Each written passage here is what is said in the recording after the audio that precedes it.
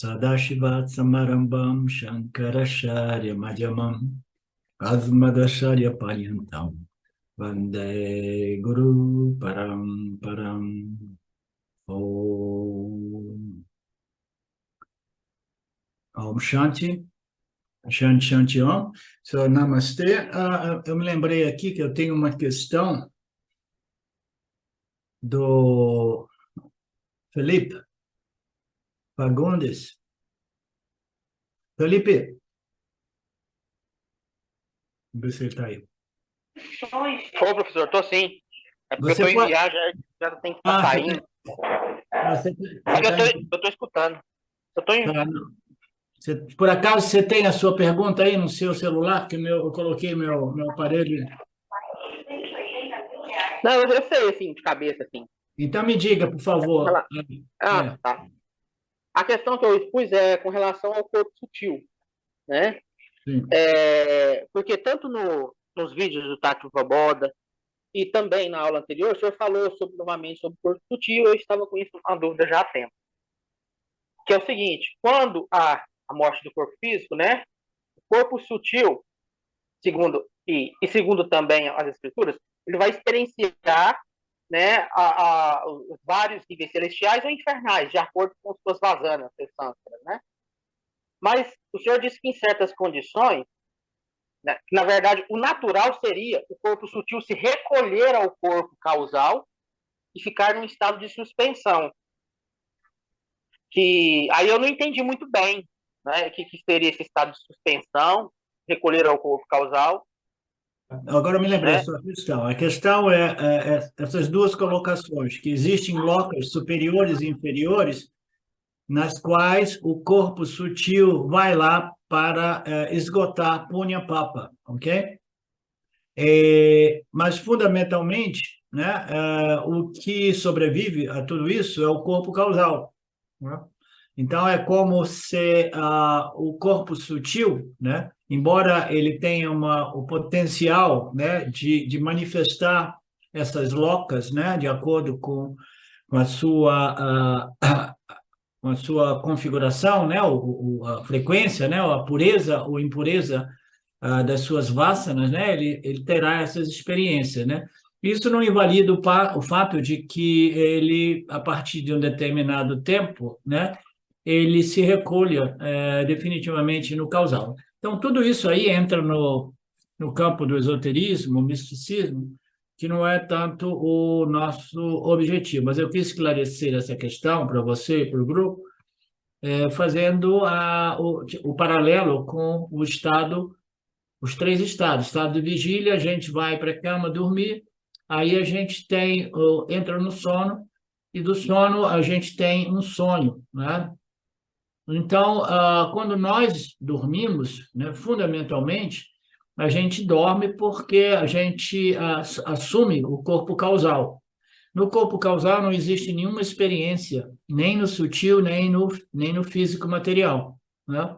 Mas, de vez em quando, né, durante essa experiência de sono né, da alma encarnada associada a um corpo físico, de vez em quando ela projeta, através do Nidra Shakti, né, Maya projeta o conteúdo, né, das vasanas do indivíduo, projetando, criando este mundo, este universo, né, mental, emocional, psicológico, que nada mais é do que aquilo, né, as impressões das minhas interações com o físico, né? Então, com o mundo físico através do corpo físico. Então, essas impressões, elas se manifestam, né? É como se a consciência, ela antes era o desperto, aí ela do adormecido, que é totalmente no causal, né? Ela tem aquela projeção, né, do conteúdo de suas vasanas, né, que cria este universo, né, este mundo dos sonhos, que é puramente sutil, é mental, é emocional, é psicológico, né, emocional, tá? Então, do mesmo modo que isso ocorre toda noite, né, digamos assim, entre um nascimento e o outro, o indivíduo ele vai ter, né, uma, um conteúdo de vasanas, né, de impressões, que, dependendo, né, dessas configurações, dessas formações, ele vai precisar esgotar muito daquelas energias nesses sonhos. Essas locas são muito semelhantes a sonhos, entendeu? Locais onde seres, almas individuais com uma qualidade, né, de frequência de energia, né, de vibração, eles vão e coletivamente existe essa projeção, aquilo que eu compreendo, aquilo que eu inferi aqui e ali, né, dos meus estudos. Mais uma vez, não é absolutamente relevante isso para a autoinvestigação e o autoconhecimento, mas você pode tirar um paralelo entre a experiência do corpo causal no sono profundo e a experiência do corpo sutil quando ele projeta as suas fantasias, projeta as suas vasanas, entendeu? E aí ela, de novo, aquele corpo sutil se recolhe no corpo causal e nós experimentamos Anandamaya Kosha, que é a não dualidade, nenhuma divisão, não existe divisão experienciador e experienciado, né? Então, do mesmo modo que ocorre de noite, ocorre entre nascimento, segundo as escrituras, ok? Mas isso não é absolutamente tão relevante. Você responde a sua questão? Muito bom, professor. Perfeito. Obrigado, mais uma vez. De nada. O oceano está sempre cheio. Durante o verão, a água pode evaporar e durante as chuvas, né? Os rios irão despejar muitas águas. A gente sabe que o oceano jamais se preocupa, né? Oh, meu Deus, né? Chegou a seca, eu estou perdendo tanta água. Não, ele sabe que a água, ela volta, ela está sendo evaporada e ela desce depois, na medida que as nuvens precipitam, né? O período das chuvas, né? Então, ele fica ansioso, né, a respeito disso, porque ele é consciente, ele é claro, ele é firme na compreensão de sua natureza purna, inanalogia, né? Eu apenas disse que o oceano não é purna, porque o purna é água, né? Mas aparentemente, relativamente, o oceano parece purna, né? Porque a água se origina dele e volta para ele e ele não tem nenhum problema a respeito desta questão, né? Oh, eu estou perdendo, né? Então, muitas coisas estão sendo subtraídas de mim e depois muitas coisas estão sendo adicionadas a mim, de repente eu vou transbordar. Ah, transborda não. E se transbordar, tudo bem, do mesmo modo, né? O oceano, ele vai seguir em sua Purnativana. Esta é a moral da história. Estendendo este mesmo conceito, Krishna diz que diante do desagradável, o Yanni não fica deprimido. Ele não perde o equilíbrio diante de situações favoráveis e desfavoráveis, é o mesmo conceito. E aí nós temos esse exemplo, né, dado nos Puranas, né, a história de Rama, né, é um exemplo muito bonito. O Rama era um príncipe que era o rei do Dharma, era uma pessoa correta, perfeita, pura, né? Ele era o príncipe que, inevitavelmente, né, todos naquele reinado sabiam que ele vai ser o nosso grande rei quando o rei atual, né, deixar o corpo, né? Então, a expectativa era grande, mas ele era tão sábio, ele era tão sábio, a sabedoria dele era a sabedoria de observação do Dharma de um modo tão perfeito, né, que ele era chamado de Dharma Raja. Dharma, ele se tornou famoso como Dharma, o rei do Dharma, né? O cara que tem uma capacidade de observar o Dharma e de agir em harmonia com o Dharma.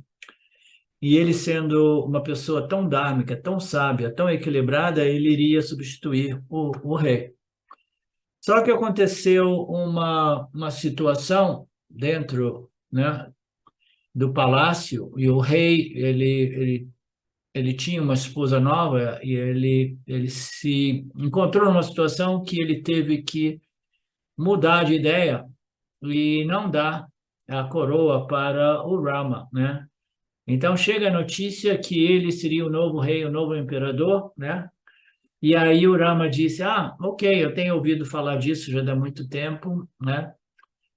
que assim seja, né? Deu as boas-vindas, bacana. Então, eu vou ser o novo rei, o novo imperador. Já se falava disso, né?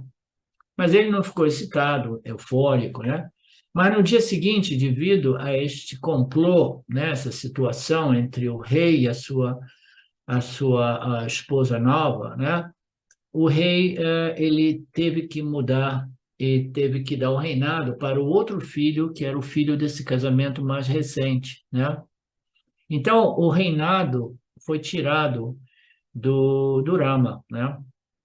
Então, ele que no dia anterior era já dito ser o novo rei, ele perdeu o reinado. E não somente isso, devido a este complô, ele tinha que deixar o reino e viver, né, isolado na floresta, exilado na floresta. Olha, de um extremo ao outro, né? Eu não vou entrar nos detalhes dessa história, eu conheço um pouco da história, mas não é tão importante. Mas foi uma trama, né, construída pela mulher jovem, bonita, atraente, né, que de qualquer modo colocou o rei idoso numa situação que ele foi encurralado e ele teve que ceder a algo que não era justo, que não era dármico, né? E quando a situação chegou, o Rama recebeu aquilo, né? E ele recebeu com total equilíbrio. Ele teria que deixar o reino, né? Deixar o palácio e viver exilado na floresta. Então, todas as pessoas em torno de Rama, o Rama já tinha, né, muitos seguidores, né? Então, todos os Dayas, né, eles queriam combater essa situação. Eles falaram, não, a gente não vai aceitar isso, a gente vai entrar em guerra, combater, porque esse reinado precisa de você, Rama, né? Mas Rama, que era aquele que estava sendo vitimizado ao ponto de ter que viver exilado na floresta, ele não apoiou nenhum movimento de guerra contra a decisão do pai dele, porque ele diz, não, é o papel de um filho aceitar qualquer que seja a decisão do pai, né?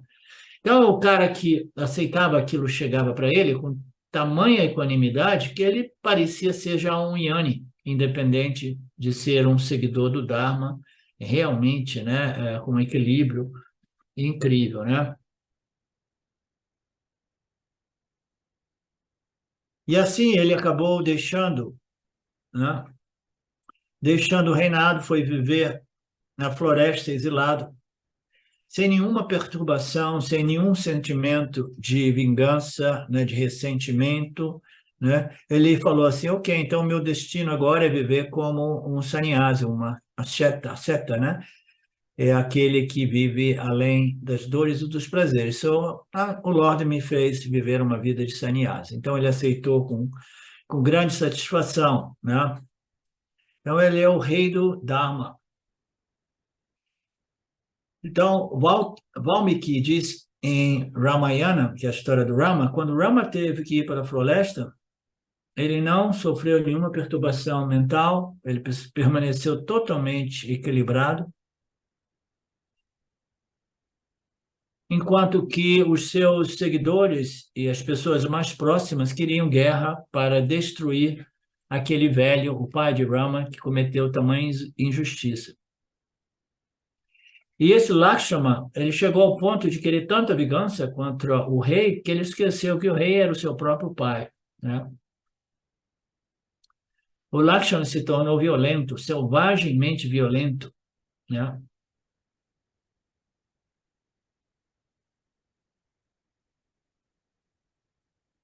Suponha que ele termine com todo, né, a família do rei e se torne o rei. Qual é a utilidade? E Rama se tornasse o rei, qual é a utilidade, né? Rama não teria ninguém para governar, papai, isso não é muito relevante. O que é relevante nessa passagem apresentada pelo Swami Pi é quando a gente se torna, quando nós nos tornamos muito quentes emocionalmente, raivosos, irritados, né? A gente perde a discriminação, né? Então, é o caso de Lakshmana, ele perdeu a discriminação, ele queria a guerra, que seria algo que não traria benefício a ninguém, e muito menos ao reinado, né? E E o Rama fazia as suas discursos, né, suas falas, onde ele exaltava o poder de Parabara, né, o destino, né, o meu karma, né, e eu devo aceitar o meu karma. E ele define, Rama define o Parabara de um modo que o Swami Paramarthananda frequentemente apresenta. Ele diz o que é o Parabara. O Parabada é uma situação sem escolha, né? Em inglês é choiceless circumstância, é uma circunstância que eu não tenho escolha. É isso e acabou, né? Eu não tenho escolha. Então, a vida nada mais é do que a capacidade, né, de viver identificando as circunstâncias que são sem escolha, né? E que não podem ser modificadas através de nossas ações, como é o caso do seu irmão que queria fazer guerra, né? Então, é compreender o que a gente deve deixar como uma situação que ocorreu segundo o Parabada, sem escolha, né? E outras circunstâncias que eu tenho a possibilidade de interagir e mudar, né? Então, é aquele provérbio, me dê a clareza, a força, né?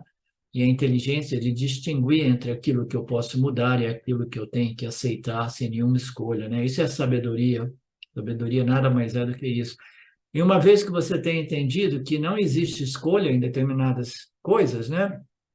Em vez de você se esforçar para querer mudar o imutável, mudar o inevitável, né? Você está desperdiçando energia com o tempo de uma coisa que você não tem mais a possibilidade de mudar. Então, você tem que usar a sua energia para quê? Para desenvolver essa força, esse equilíbrio mental, psicológico, espiritual, né? Que te permite receber todas essas circunstâncias, essas situações choiceless, que a gente não tem escolha. Se a situação não puder ser alterada, então é necessário o quê? Um esforço direcionado a fortalecer a minha mente para receber, aceitar aquilo que eu não posso mudar, né? Essa é a sabedoria que deve ser aplicada. Se você ficar desanimado, deprimido, você nem pode melhorar a situação. Se você ficar raivoso, nervoso, irritado, você colocará ações inadequadas.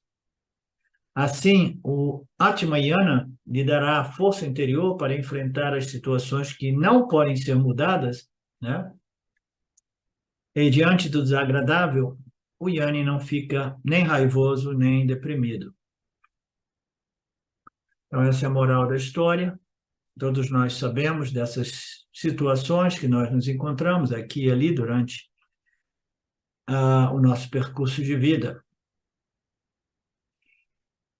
E tudo isso é devido ao quê? É devido ao autoconhecimento. Somente o autoconhecimento permitiu a Rama, né? Rama Raja, o King, o rei Rama, né? O rei do Dharma, né? Dharma Raj. Não, Rama era chamado de Dharma Raj, ok? O rei do Dharma, né? Então, o que permitiu a ele aquela força, né? O autoconhecimento. Através do autoconhecimento, você descobre a sua força interior. Não é um autoconhecimento, né, a respeito de nada, mas é autoconhecimento. Esse conhecimento por si não é suficiente. Aqui o Swami apresenta um outro desdobramento, né, uma outra dobra, né, é que o autoconhecimento é o primeiro passo, né? Você compreende, eu sou a consciência livre e ilimitada, eu permeio, pervado, né, este corpo-mente, eu sou livre e independente, né, do corpo e da mente, né? Quando o corpo e a mente se dissolvem, né, eu permaneço intacto, né? E não somente isso, eu permeio, vivifico, né, pervado os corpos e mente de todos os seres vivos do universo, né? Então, quando esse conhecimento foi obtido, ele ainda assim ele não é totalmente suficiente, diz o Swamiji, né, em sua sabedoria. Ele disse que o conhecimento deve se tornar um conhecimento livre de dúvida, tá? Um conhecimento de convicção. Às vezes eu digo, né, uma total convicção de autoconhecimento, aham brahmasmi, uma total certeza, né?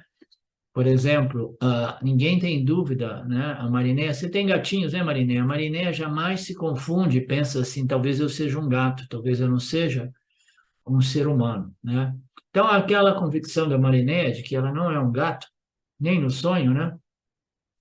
Ela precisa ser obtida, né? No caso do autoconhecimento, com a mesma certeza, convicção, livre de dúvidas a respeito daquilo que nós realmente somos, né? Uma convicção total.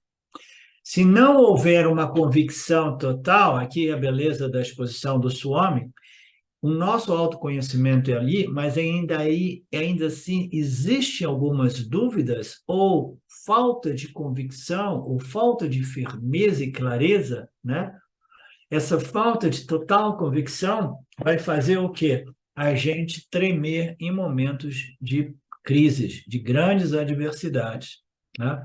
Enquanto a vida está percorrendo, né, de modo mais satisfatório, a pessoa diz, não, não, eu tenho autoconhecimento e tudo está bom, a vida está boa, aí vem, pau, né?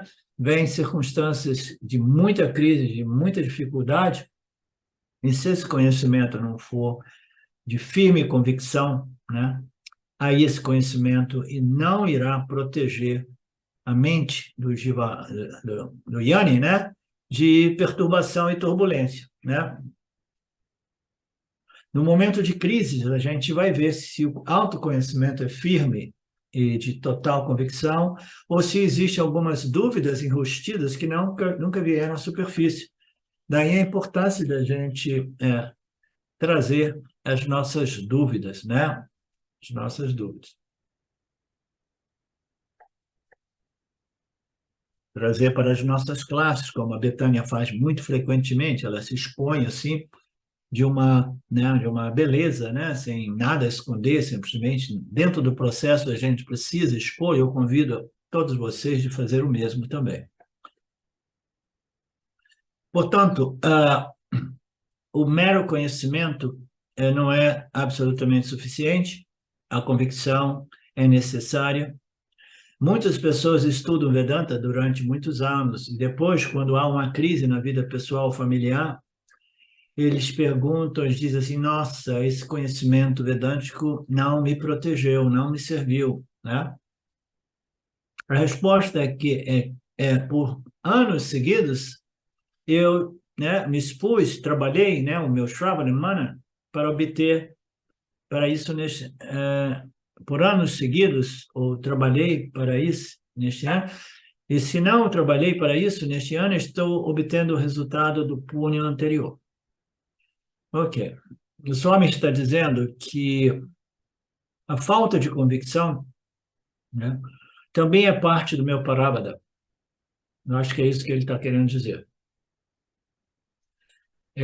Eu trabalhei, né, para a obtenção deste autoconhecimento livre de dúvidas, né, através de muitos nascimentos, né, e hoje eu obtenho esse resultado, né, do Purva Karma, né, do karma anterior. Tendo dito isso, em 108, né, verso, e neste momento acenamos com a cabeça, diga, Swamiji, que a lei do karma é fantástica, mas isso vem superficialmente. Se a lei do karma for assimilada, nunca farei a pergunta, porque eu. Tá? Então, isso aqui, ó, essa tradução ela é aceitável, ela está um pouco confusa. Eu, quando li isso aqui, eu não quis nem entrar muito nisso, mas o que é fundamental aqui é que quando nós temos essas crises, né, não importa, né, há quantos anos nós estivemos expostos, né, fazendo o nosso Shravana e Manana, né, chega um momento no qual nós sentimos, agora eu tenho esse conhecimento, mas os momentos de crise irão sinalizar para a gente, né, o quanto esse conhecimento seja claro, firme e sempre presente para me proteger, né? Em vez disso, o indivíduo fala assim, não é justo, né? Eu estou fazendo esse trabalho já há muito tempo, né? Não deveria ser assim, né? Por que eu? Por que eu? Por que eu? Por que eu estou passando por isso agora, né?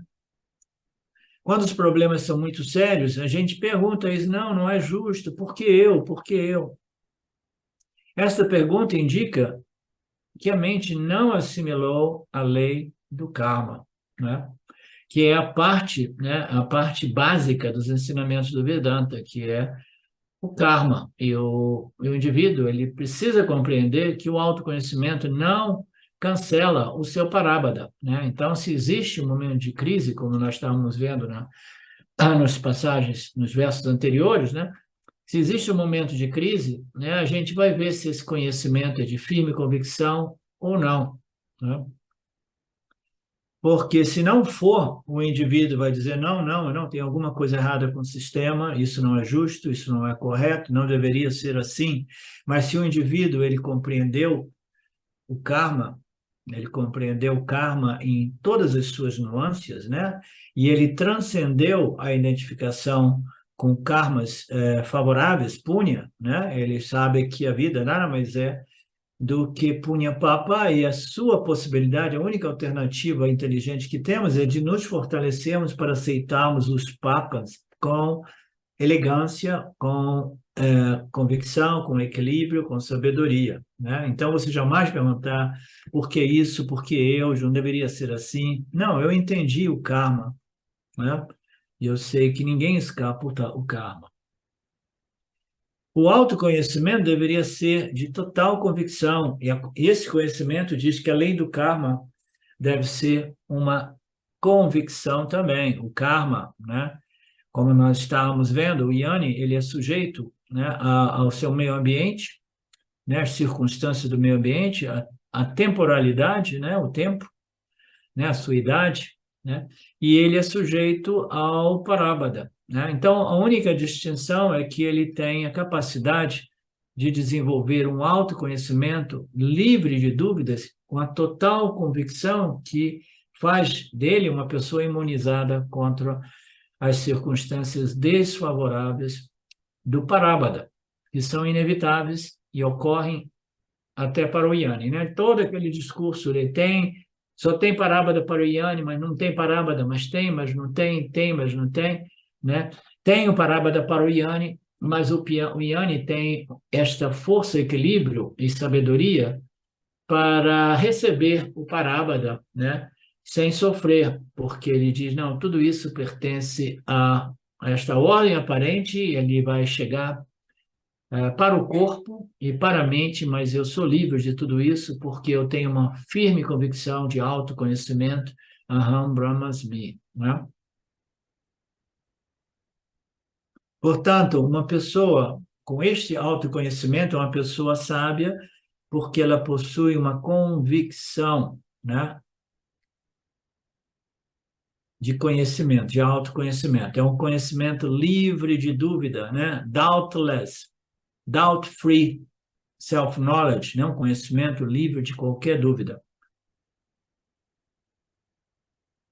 Então, a este ponto, cada um de nós precisamos fazer, né, uma indagação e nos perguntarmos: eu estou realmente convencido do fato de que eu sou a consciência e eu sou livre e independente do corpo-mente e as experiências, né, inerentes a esse corpo-mente? Será que eu estou realmente, né, claro, né? Estou convencido realmente? Porque se eu não estiver convencido realmente, eu preciso de continuar fazendo esse trabalho, porque não tem mais retorno, né? A gente disse que o sannyasi, se tornar um sannyasi é arriscado, porque você vai entrar num ashram e depois não tem mais retorno, né? Você abandonou a sua participação na sociedade, etc, etc.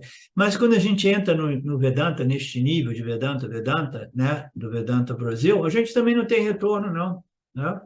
Então, se por acaso a gente percebe, depois de fazer uma investigação honesta, que eu não estou realmente firme, não tenho uma convicção, não estou convencido do fato de que eu sou a consciência livre, independente, aí o indivíduo vai dizer, então o que é que eu vou fazer 5, 10, 15 anos, né? Eu volto para o samsara. Não, não tem retorno, não tem retorno. A única coisa que nos resta é voltar colocar mais energia e dedicação no nosso Shravanam, Manana e Nididhyasa. Quando a gente chega nesse nível de Vedanta, a gente não tem mais retorno. Desculpem, agora eu estou dizendo, aqueles que são iniciantes podem evitar antes que seja tarde demais. Professor. Peraí, deixa eu desligar aqui. Tá bom. É você, Betânia? Oi, melhorou? Sim, muito. Tá. Na aula de quinta-feira com o Alex, eu estava falando para ele, e é o tema que você está dizendo hoje também, né? Que eu ando percebendo, assim, né, nessas circunstâncias que aparecem, e aí eu entro com o Karma Yoga, e aí tento fazer o melhor, entregar os resultados, né, fazer o melhor, né? E aí eu falei para o Alex na quinta-feira, né? Só que eu cheguei numa conclusão de que quando eu estou fazendo Karma Yoga, eu estou identificado com a pessoa e nunca vou sair do Sansara. Que só há um meio mesmo de sair do Sansara. Eu não sou essa pessoa, né? E, assim, me caiu essa ficha essa semana, assim, e tá vindo bem forte, assim. Como é que eu lido, não como Karma Yoga, de fazer o meu melhor, né? Tô trazendo aqui, eu sei que parece controversa, mas não de fazer o meu melhor, mas de falar, eu não sou a pessoa, eu sou a consciência, né? E aí sim, eu tenho percebido, na minha experiência, a equanimidade, porque no outro tem um esforço, e nesse eu realmente começo a me desidentificar. E aí eu lembrei da aula passada, que você me deu um tapa de luz ali, quando você me falou, seu problema não é autoconhecimento, Betânia, você sabe que você é a consciência, o problema é o corpo causal que ainda tem as vasanas de eu sou essa pessoa, né? E aí eu estou analisando isso durante essa semana mesmo, assim, o quanto essa identificação com a pessoa, mesmo que com essa prática do Karma Yoga, ela me mantém no Sansara. Sim, só uma coisa que eu quero dizer, a gente abordou um pouco dessa questão sua na aula passada também, é que o esforço do Karma Yogi, né, de observar o Dharma e de abandonar a expectativa a respeito do futuro através da compreensão das leis que regem, né, esse sistema Ishvara, né, este é um esforço importante, não para produzir a libertação, né, e o autoconhecimento livre de dúvida, né, mas ele é muito importante, toda esta atitude, né, do Karma Yoga, essa aplicação do Karma Yoga, ele é muito importante para preparar o corpo-mente para ele obter o autoconhecimento livre de dúvida, né, firme convicção. Então, você observe e veja que, embora o Karma Yoga te mantenha sempre no samsara, naquele formato triangular, eu, o Ishvara e o mundo, né? Mas é o processo, é o estilo de vida, né? A sadhana espiritual mais natural para o desenvolvimento de Sattva Guna e de uma capacidade intelectual para obter este autoconhecimento firme, livre de dúvida e de total convicção. Então, uma coisa não invalida o outro, é só isso que eu quero te dizer, tá? Você vai jogando nos dois, né? Vai fazendo o seu trabalho, observando, né, o Dharma, observando, né, que as expectativas precisam ser abandonadas, tudo isso é o formato triangular, mas sempre que possível você, né, se transfira ao formato binário e lembre, né, que eu sou livre de tudo isso, né, e que no momento chegar essa convicção de que eu sou Satya, Ishvara, Jiva e Jagata e Mithya, ela vai ser tão clara e tão firme que ela irá produzir este autoconhecimento de total convicção, livre de dúvidas, entendeu? Então, ambos estágios são importantes e você não precisa abandonar um para entrar no outro, tá?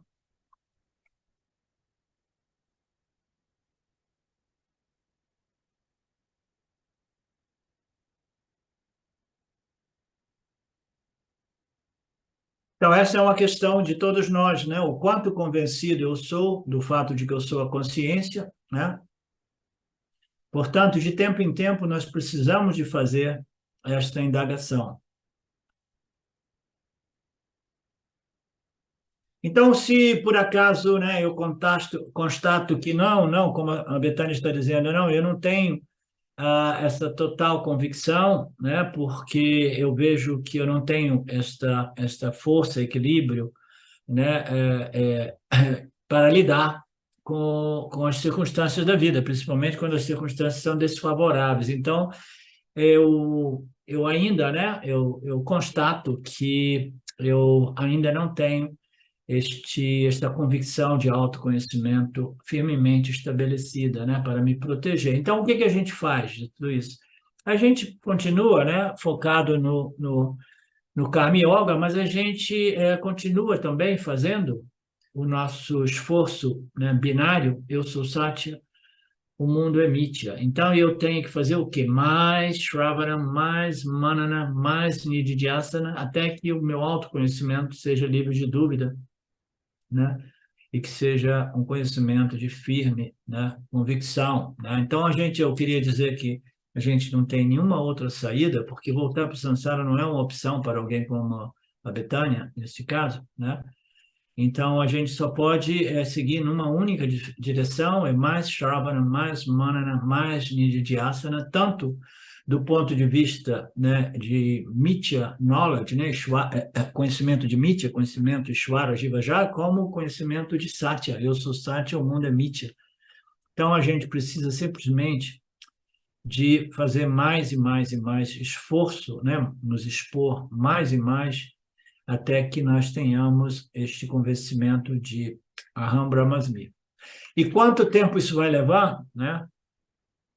Até quanto vai levar para eu ter esta convicção de autoconhecimento? Esse é um problema, Betânia? Essa é a minha dúvida, professor. Eu quero saber, você poderia também esclarecer essa dúvida? Quanto tempo vai demorar para fazer essa assimilação total? Isso ninguém sabe, né, Betânia? Isso ninguém sabe, tá? Depende tanto do nosso... Esse é um sistema, né? É um sistema meritório, digamos assim, né? É uma meritocracia, esforços, né, espirituais deste nascimento e de outros, vasanas espirituais, né? Vasanas, né, com tendência à autoinvestigação e autoconhecimento, elas vão, né, seguindo o seu caminho através desse oceano com tanta ignorância, né? E a gente nunca sabe quando esse conhecimento se torna realmente firme, claro e livre de convicção. Você está estudando comigo já há muito tempo, você sabe um pouco da minha história. Eu tinha já desencanado, eu tinha desistido, Betânia, entendeu?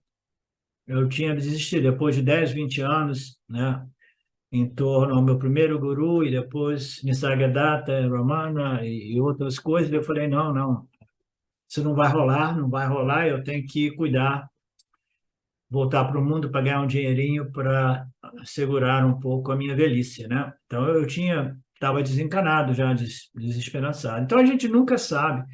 Quando quem de vocês viu o meu profile, né? Como se diz profile? Não, Biografia? Perfil, sei lá. a minha biografia, aquela mais maior, né? Mas um pouco mais extensiva, né? Ali eu descrevo, né, que eu já tinha desistido, né? Eu queria voltar para o mundo e cuidar da minha velhice, da minha idade média e fim de vida, né? Mas a gente nunca sabe, todos os esforços espirituais que nós colocamos, né, eles estão lá interagindo com o campo sutil, o campo mental, o campo intelectual, e quando eu menos esperava, a minha mente se tornou mais satívica, Betânia. Para minha surpresa, entendeu? E o meu desejo, ali quando eu vi, opa, está acontecendo alguma coisa, né? A meditação, a clareza está se tornando mais natural, espontânea. Eu falei, eu não vou perder essa onda, não, eu vou surfar nela. Aí eu comecei a abrir mais espaço para aquele movimento, né? E me dedicar mais e mais. Aí uma coisa foi conduzindo a outra, né? Então a gente nunca sabe, só o Ishvara sabe, né? Por isso que a gente diz que depois de fazer o Shravana Manana Nididhyasana, a gente obtém esse conhecimento, a gente trabalha para que ele seja livre de qualquer dúvida intelectual, aí não tem mais nenhuma dúvida, mas ainda assim alguma coisa parece faltar, né? E aquilo ali a gente chama, às vezes está faltando a bênção de Ishvara, né? Então, essa bênção do Lord, né, é aquele momento no qual o karma está alinhado de tal modo, entendeu? Que aquela convicção e clareza livre de dúvida ocorre e muitas vezes inesperadamente, né? Nada acontece por acaso, a gente tem que ter essa convicção disso. Este é um universo desenhado inteligentemente entre todas as leis regendo esse universo, do ponto de vista humano, né? Existem as leis kármicas, psicológicas, né? E a lei kármica, ela é tão precisa como as outras leis físicas do universo, né? Nada acontece por acaso. Então, se existem ainda obstáculos, né, a respeito da frutificação desses meus esforços nos últimos 3, 4, 5 anos, né, isso ainda é o meu parábada, né? Então, existe ainda um pouco de papa, um pouco de papa de obstáculos, né, que estão impedindo a assimilação e internalização de tal modo que esse conhecimento seja livre de qualquer dúvida, né? Então, a gente precisa lembrar disso. Ô, professor, é, falando assim, né, você já me acompanha também há alguns anos aí no Vedanta, e às vezes eu tenho uma certeza tão absoluta, né, disso, e nossa, isso passa todos os dias. Aí, de repente, durante o dia, some tudo, né? Aí, no outro dia, volta. E tenho certeza, e daqui a pouco... Aí, quando você vai no seminário, então, eu falo, cara, agora sim, Fechou, né? caíram todas as fichas do universo. Aí, de repente, passo por uma situação e falo, caramba, né? Só que eu não sou muito gentil comigo, né? Então, bom, enfim, trazendo aqui que esse é um processo que vai acontecendo o tempo todo, assim, né?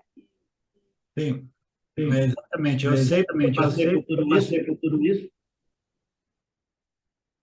Eu passei por tudo isso e foi mais ou menos aquilo que eu te disse na semana passada, né? Que essas vasanas, elas vão se rebelar e vão desafiar essa convicção temporária, né? Que nós temos, né? Aí quando você vê, vem algumas dúvidas, vem algumas vasanas que vão dizer, não, não, você tem que cuidar do seu corpo-mente porque você é o corpo-mente, ou você também é o corpo-mente. E aí o indivíduo ele começa a vacilar. Isso é comum, é natural, e eu passei por isso também, né? E eu sempre dizia assim, tudo bem, seja o que for, ainda assim, eu jamais abro mão da minha compreensão de que eu sou a consciência infinitamente não limitada, até que essa convicção ela se torne livre de qualquer dúvida diante das adversidades, e eu ainda assim não abro mão dessa convicção. Esse é a minha sugestão, não, jamais abre a mão do seu autoconhecimento, apesar desses momentos nos quais essas vasanas, né, elas se rebelam e começam a dizer, não, não, não é bem assim, eu não tenho a força, o equilíbrio. Você fala, cala a boca, né? Eu sou a consciência, né? Eu sou além do equilíbrio, do desequilíbrio, eu sou pura, cheia, inteira e completa. E nada disso. E aí existe um momento, né, no qual esse conhecimento ele se torna livre de dúvida, né?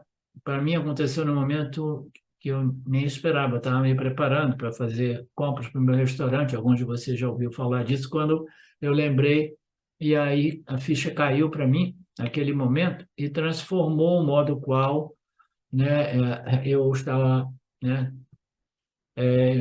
transacionando neste mundo, né? Então, quanto tempo eu vou estudar, né? Até o tempo que eu não esteja mais duvidoso, até quando essas vasanas não venham a me desafiar, né? Até que eu esteja convencido. E quando é que isso vai ocorrer? Vai ser na vida ou na próxima vida? Não importa, não existe, como eu costumo dizer, não existe nenhum jogo superior, né, para uma alma encarnada que não seja este do Shravana Manani de Tidyasana, até que nós tenhamos essa total convicção, né? É o único jogo que vale a pena, a única brincadeira que vale a pena.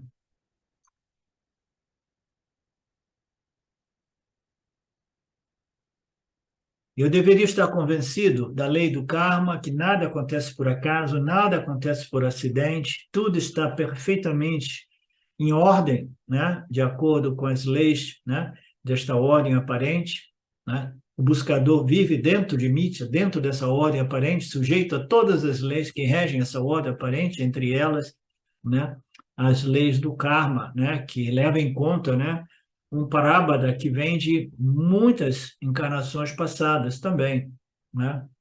E a gente nunca sabe quando as circunstâncias são absolutamente favoráveis e quando essa ficha cai e a dúvida não retorna. A dúvida não retorna em relação à convicção de que eu sou a consciência, existência de natureza ilimitada, mas isso não significa que as vasanas não parem de encher o saco. Você também, Betânia, deve ter ouvido eu dizer, né, que no início eu fiquei muito confuso, eu não sabia nada do Vedanta, eu tinha essa certeza de que eu era consciência, mas vinham uns movimentos, né, de vasanas, né, que me perturbavam, que eu dizia assim, de repente eu não tenho esse autoconhecimento, porque por que que eu estou reagindo assim? Por que que eu estou, né, ansioso? Por que que eu quero o que eu quero? Né? Por que que eu fico triste se as pessoas não vêm no satsang? Por que que eu estou querendo ser um guru famoso, né? Então, o indivíduo ele fica confuso, né? Será que eu tenho conhecimento ou não tenho? Você tem o conhecimento, mas essa ignorância, os resíduos de ignorância, eles são difíceis de serem erradicados, levam períodos de tempo, tá? Não existe injustiça, é porque nós não temos um quadro geral, total, né? Eu costumo dizer que a equação kármica do Lord Ishvara é de uma complexidade além de todos os intelectos humanos colocados juntos. Ninguém consegue compreender e envisionar essa lei do karma, entendeu? A gente nunca sabe o que está se manifestando neste processo kármico, entendeu? Na tubulação kármica de vasanas, de sanchitas manifestando como parábadas, né? Eu não tenho esse quadro da situação nem nesta vida, e muito menos se eu integro os meus nascimentos passados. Se eu não tenho esse quadro total, eu jamais posso dizer quando que isso talvez aconteça. E muito menos falar de que seja justiça ou injustiça do sistema Ishvara, né? Não existe injustiça, tudo segue a sua lei. Tudo que ocorre é justo. Portanto, existem yanis que sofrem doenças, né, dores profundas físicas. Aqueles que pensam que o autoconhecimento irá cuidar do problema da doença física, né, como uma pessoa que eu conheci no passado, quis saber o que eu estava envolvido quando eu falei disso, aí eu mencionei o Ramana Maharshi e falou assim, não, esse cara não é um iluminado. O iluminado não pega um câncer e não morre. E muitas pessoas, até mesmo na Índia, pessoas em torno a Ramana Maharshi, na época ficaram muito decepcionados e disseram, não, Ramana Maharshi não era realmente um iluminado, porque, caso contrário, ele não teria contraído este câncer e morrido com tanta dor. Né? Porque as pessoas não conhecem o que é a lei do karma, não tem confiança, né? Ramana era ali tranquilo, sabendo, ó, isso aqui é parte de um processo kármico, né? Eu não tenho nenhum problema com isso. Eu compreendi, eu tenho a visão completa. A Aham Brahmasmi é a única visão completa que nós podemos ter, mas desse processo causa e efeito, causa e efeito, causa e efeito, a complexidade é monstruosa, porque cada causa se torna um efeito, cada efeito se torna uma causa, impactando o campo, interagindo com o campo e criando novas causas e novos efeitos. É uma interação infinita que irá corroborar, né, para trazer os parábadas a nível universal, né, coletivo e pessoal. Aqui ele fala, até mesmo Yanis como Ramakrishna ou Ramana Maharaj, eles sofreram muito, né? Sofrimento físico corporal. Portanto, o autoconhecimento não impede nada disso. Mas Ramana enfrentou essas condições com elegância, como eu gosto de dizer, né? Com um sorriso nos lábios. Ó, existe mais bonito do que você, apesar da dor, né? Deixar um sorriso, né? E dizer, não, não, não, eu sou livre de tudo isso, né?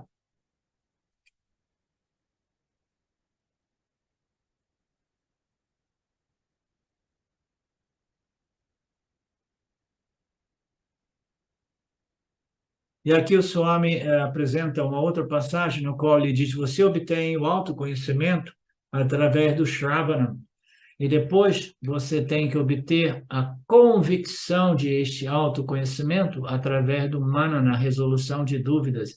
E após a resolução de todas as dúvidas a nível intelectual, a gente precisa de passar pelo Nididhyasana, né? Você sabe que você é Brahman, você desenvolve a convicção, né?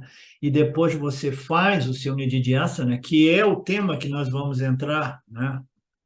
No sexto capítulo, que é o Nididhyasana, que é a meditação vedântica, né? Que é uma coisa bem profunda, né? Você fez o seu Shravana, você resolveu todas as dúvidas através do seu manana, você tem convicção intelectual, agora você faz o seu nididhyasana, sua meditação profunda, para internalizar esse autoconhecimento livre de dúvidas até que ele seja firme e sempre presente, sem nenhuma suspeita, nenhuma dúvida, né? Isso leva o tempo que leva.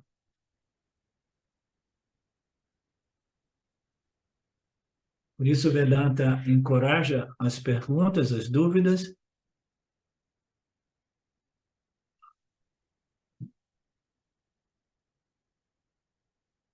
E aqui o Swami diz, nós chegaremos lá, no último capítulo do Gita, no capítulo 18, Arjuna disse no final, somente no finalzão lá, depois de uma infinidade de versos, ele diz, obrigado, Lorde Krishna, minha ilusão se foi, o autoconhecimento é firme agora, livre de dúvida. Eu estou totalmente convencido. E até então você pode fazer todas as perguntas, porque elas são absolutamente necessárias. Isso é o processo do manana. Através do manana, você se torna um jnani, aquele que tem eu esqueci como é que o Swami pronuncia isso, Shira Buddhiti, conhecimento firme, né? Sem dúvida. E depois de você obter isso, você tem que passar pelo terceiro estágio, através da convicção total a nível intelectual, que eu estava dizendo para a Betânia antes, né? Você deve passar pelo terceiro estágio, né? Que é o Nididhyasana, mas a gente vai entrar nisso amanhã, na nossa próxima aula do Gita. Alguém tem alguma questão? Betânia, você tem mais alguma questão?